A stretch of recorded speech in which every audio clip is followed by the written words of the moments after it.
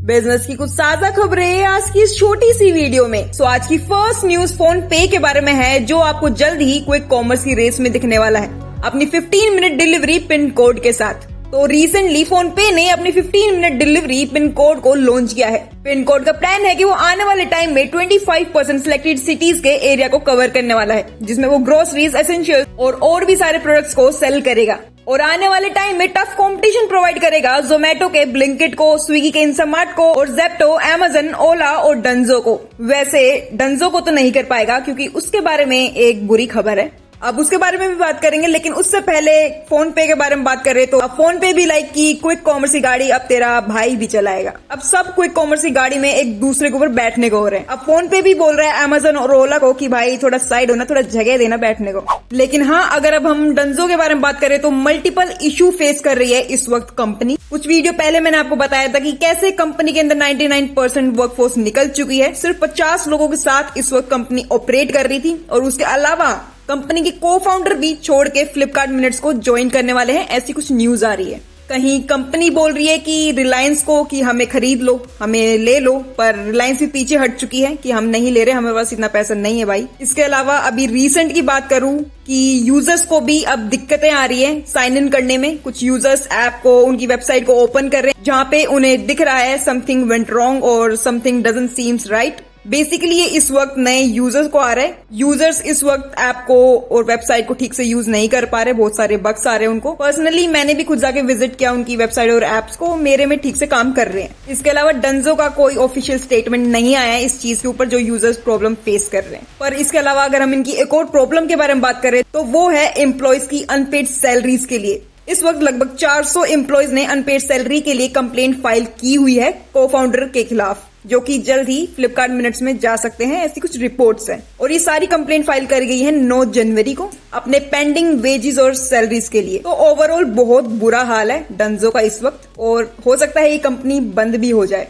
तो बढ़ते हैं नेक्स्ट न्यूज पे, जो कि है पेटीएम के बारे में, जिसने महाकुंभ मेले के दौरान कुछ नए लॉन्च किए हैं। तो पेटीएम ने रिसेंटली महाकुंभ मेले में अपने डिजिटल पेमेंट सॉल्यूशन इंट्रोड्यूस किए हैं प्रयागराज में, जो कि 13 जनवरी से लेकर 26 फरवरी 2025 तक होने वाले हैं। कंपनी इस वक्त साउंड बॉक्सेस और कार्ड मशीन्स डिप्लॉय कर रही है अच्छी मात्रा में, ताकि अच्छे से फैसिलिटीज दी जा सके पार्किंग के लिए, खाने पीने के लिए, डेली कॉम्यूट्स के लिए और ट्रैवल अरेंजमेंट्स के लिए। इसके अलावा कंपनी ने अपने मर्चेंट्स पार्टनर के लिए भव्य महाकुंभ QR लॉन्च किया है, जिसका उसके पार्टनर यूज करने वाले हैं पूरे मेले के दौरान। अब ये बहुत ज्यादा अच्छा खासा प्रमोशन प्रोग्राम भी है, क्योंकि महाकुंभ मेले में इस वक्त 450 मिलियन विजिटर एक्सपेक्टेड है, और जो कि दुनिया में इसको सबसे बड़ा रिलीजियस गैदरिंग में से एक बनाता है। साथ में बहुत सारे फॉरेनर्स भी इस महाकुंभ मेले के दौरान हमें दिखे हैं, वो आप न्यूज में भी जाकर देख सकते हैं। उसके अलावा सबसे बड़ा नाम जो कि आपने सुना होगा, स्टीव जॉब्स की वाइफ जो है वो भी इस वक्त महाकुंभ मेले के दौरान आई हुई है हमारे देश में। तो बहुत ज्यादा प्राउड मूवमेंट की बात है हमारे लिए कि हमारे देश में इतने बड़े लोग भी हमारे मेले में शामिल हो रहे हैं। इसके अलावा बात करते हैं नेक्स्ट न्यूज के बारे में, जो कि है टिकटॉक के बारे में, और जो सेल हो सकता है इलोन मस्क को। ऐसी कुछ रिपोर्ट्स आ रही है मार्केट में कि चाइनीज ऑफिशियल्स ने रिपोर्टेडली डिस्कस किया है टिकटॉक के यूएस बिजनेस को इलोन मस्क को बेचा जाए या फिर उनको ब्रोकर बना के बीच में रखा जाए। आप लोगों को पता ही होगा कि उनको डेट दी गई है 19 जनवरी 2025 की,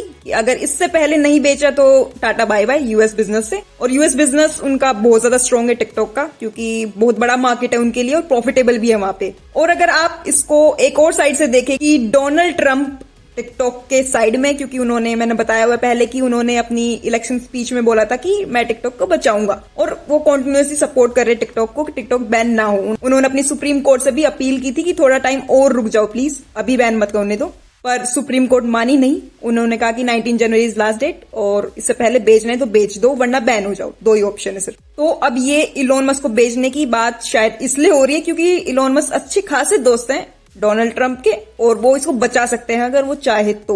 अब ये इलोन मस्क के लिए तो अच्छी खासी डील हो सकती है अगर ध्यान से देखा जाए तो, क्योंकि अगर उनके हाथ में ये आ गई तो कितना प्रॉफिट वो और कमा जाएंगे और उनको फिर वर्ल्ड में कम्पीट करना मुश्किल हो जाएगा, नेटवर्थ कहीं से कहीं पहुंच जाएगी। लेकिन इसके अलावा एक और दावेदार आए हैं टिकटॉक को खरीदने के लिए, जो कि है मिस्टर बीस्ट। उन्होंने एक्स पर ये ट्वीट किया है कि okay I will buy TikTok. तो अब टिकटॉक को खरीदने के लिए 2 मस्त दावेदार हो चुके हैं। एक है मिस्टर बीस्ट, जो कि यूट्यूब के सबसे बड़े क्रिएटर हैं, उसके अलावा दुनिया के सबसे बड़े क्रिएटर्स में से एक इलोन मस्क। वैसे मेरे को लगता है कि मिस्टर बीस्ट मजाक कर रहे हैं, वो सही में नहीं खरीदने वाले। ये जाएगा तो ये इलोन बाबा के पास जाएगा।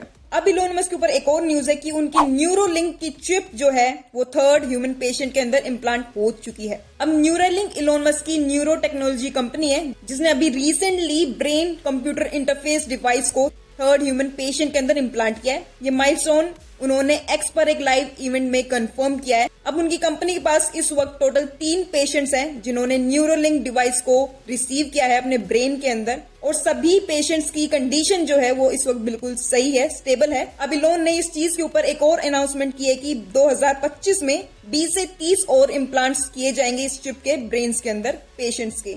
इसी के साथ इलोन मस्क के ऊपर एक केस भी चल रहा है जो कि किया है SEC ने इलोन मस्क को ट्विटर डील के लिए। अब SEC क्या है? वो है securities and exchange commission US government का, जिसने सू किया है इलोन मस्क को ओवर ट्विटर डील। SEC ने रिसेंटली इलोन मस्क पर सिक्योरिटीज लॉ तोड़ने का आरोप लगाया है, जिसमें कि उन्होंने ट्विटर स्टेक एक्वायर करने के बाद रिक्वायर्ड 10 डेज विंडो में डिस्क्लोजर नहीं दिया था, और जो कि रिक्वायर्ड लॉ है, रिक्वायर्ड कंडीशन है जो कि हर एक इन्वेस्टर को करनी पड़ती है, जो कि उन्होंने नहीं किया, और इसी चीज की वजह से उन पर ये केस लगा है। इलोन को अपने स्टेक का पेपर वर्क करना था 24 मार्च 2022 तक, लेकिन उन्होंने लेट किया इसको। 4 अप्रैल 2022 तक डिस्क्लोजर दिया उन्होंने अपना, जिसमें उन्होंने $500 मिलियन से ज्यादा के शेयर्स खरीदे थे, और इसी चीज की वजह से इन्वेस्टर्स का $150 मिलियन का नुकसान हुआ था। और SEC ने ये भी बोला है कि ये लेट डिस्क्लोजर की वजह से जितना भी आपको प्रॉफिट हुआ है उस पर पेनल्टी पे करी जाए। सो बढ़ते हैं नेक्स्ट न्यूज पे, जो कि है व्हाट्सएप के बारे में, जो जल्द ही एक नया फीचर लेके आने वाला है जो आपके मैसेज एक्सपीरियंस को इनहेंस करेगा। अब इस नए फीचर में होगा क्या कि आप मैसेज पर क्विक रिएक्ट कर पाओगे डबल टैप करके मैसेज पर। जैसे कि आप रील्स में नहीं करते, जब कोई रील्स आ जाती है तो आप डबल टैप अगर करते हो तो वो लाइक हो जाती है, तो सेम उसी तरीके का कुछ यहाँ पे भी आने वाला है, और जो कि आपको जल्दी देखने को ऐप में मिल जाएगा। वैसे अगर देखा जाए तो व्हाट्सएप कुछ ना कुछ नए फीचर्स लाके एकदम न्यूज में बना हुआ है, लगातार कुछ ना कुछ नए फीचर्स वगैरह लेके आता रहता है और न्यूज में बना रहता है। So nice way of marketing. इसके अलावा बढ़ते हैं नेक्स्ट न्यूज पे, जो कि है फ्लिपकार्ट के बारे में, जिसका कि सुपर मनी जो कि उनका UPI है वो जल्द ही रेस करने वाला है 35 से $40 मिलियन। अब जिसको नहीं पता, सुपर डॉट मनी उनका UPI है, जैसे सेम Amazon पे है Amazon का, तो वो जल्द ही अपने आप को एक्सपेंड करने के लिए 35 से $40 मिलियन की फंडिंग जल्दी रेस करने वाला है। बढ़ते हैं नेक्स्ट न्यूज पे, जो कि है कर्नाटका के IT यूनियन के बारे में, जिन्होंने क्रिटिसाइज किया है L&T के चेयरपर्सन SN सुब्रमण्यम को, जो कि 90 आवर्स वर्क वीक के स्टेटमेंट पर उन्होंने अपना जवाब दिया है, और उन्होंने X पर ट्वीट करते हुए बोला है कि we are not ready to die for your profits, basically saying कि हम आपके प्रॉफिट्स के लिए मरने को तैयार नहीं है। तो इस वक्त लोग बहुत ज्यादा भड़के हुए हैं स्टेटमेंट पे, जो कि मेरे हिसाब से गलत है। आप लोगों को 90 आवर्स से भी ज्यादा काम करना चाहिए ताकि ये लोग अपने बच्चों को फॉरेन में पढ़ा सके, महंगी महंगी गाड़ियां दे सके उनको आने जाने के लिए। उसके अलावा ये फॉरेन ट्रिप्स कर सके अपनी फैमिलीज के साथ, समर में भी विंटर में भी, और फिर आकर इंडिया में टॉप ऑफिशियल के साथ बैठकर ये बात कैसे कर सके कि इंडिया को आगे कैसे बढ़ाया जाए। तो प्लीज आप काम करिए। हमको जिंदा मत छोड़ो सालो, हम कोई मंदिर का घंटा है कि कोई भी आके बजा जाता है। बढ़ते हैं नेक्स्ट न्यूज में, जो कि है अडानी ग्रुप के बारे में, जो जल्द ही अपना 5G स्पेक्ट्रम को सरेंडर कर सकता है। पर किस कारण? तो वो है नॉन कंप्लायंस के कारण। डॉट यानी कि डिपार्टमेंट ऑफ टेलीकम्युनिकेशन ने कुछ minimum roll out obligation set करी हुई है हर एक कंपनी के लिए, हर एक टेंडर को जो कंपनी होल्ड करती है उसके लिए, जैसे कि डिप्लॉयमेंट डेडलाइंस की किस टाइम पीरियड के अंदर इसको डिप्लॉय करना है। उसके अलावा कवरेज रिक्वायरमेंट कहां तक इसको कवर किया जाएगा, रूरल, अर्बन या फिर स्ट्रेटेजिक लोकेशंस कुछ जैसे कि एयरपोर्ट्स और हाईवेज। उसके अलावा सर्विस क्वालिटी स्टैंडर्ड्स मेंटेन करने होते हैं इसके अंदर, जिसमें कि अडानी ग्रुप फेल हो चुका है, डिप्लॉयमेंट डेडलाइंस के अंदर फेल हुआ है। और उसके अलावा जिस पर्पस के लिए स्पेक्ट्रम लिया गया था उस पर्पस को ठीक से ये लोग यूटिलाइज नहीं कर पाए, जिसकी वजह से इनको बहुत सारा नुकसान हुआ है, और जिसकी वजह से सरेंडर करने को तैयार हो गए हैं कि भैया हमारे बस की नहीं है, ले लो। इसके अलावा इनको पेनल्टीज भी अभी पे करनी पड़ेगी, और फ्यूचर पेनल्टीज को पे ना करने के कारण इन्होंने ये जल्दी से बोल दिया कि बस हमसे हो गया। बढ़ते हैं नेक्स्ट न्यूज, जो कि है मेटा के बारे में, और जिसको इंडिया के पार्लियामेंट्री पैनल के सामने आकर अपॉलॉजी देनी पड़ेगी। अब ये पूरा केस क्या है और क्यों देनी पड़ेगी, इसके बारे में थोड़ा सा बात करते हैं। तो मेटा की CEO जो है वो मार्क जकरबर्ग जो रोगन के पॉडकास्ट में गए थे, जिसको कि हमने लास्ट वीडियो में कवर किया था, जिसमें उन्होंने एप्पल को भी क्रिटिसाइज किया था। तो उसी पॉडकास्ट में सेम उन्होंने एक लाइन बोली, you know, there are all these countries, India, just like a ton of countries that had elections, and the incumbents basically lost every single one. इसी स्टेटमेंट पर निशिकांत दुबे ने रिएक्ट किया, जो कि हमारे मेंबर ऑफ पार्लियामेंट है और साथ में चेयरमैन ऑफ पार्लियामेंट्री पैनल भी है। उन्होंने मार्क के इस कमेंट को क्रिटिसाइज किया और मिस इन्फॉर्मेशन बताया, क्योंकि आपको पता ही है पीएम मोदी जी 2024 में री इलेक्ट होकर वापस आ गए थे और इसी चीज की वजह से निशिकांत दुबे ने अनाउंस किया है कि मेटा को समन किया जाएगा पार्लियामेंट्री पैनल के सामने to clarify and apologise for the misleading statement.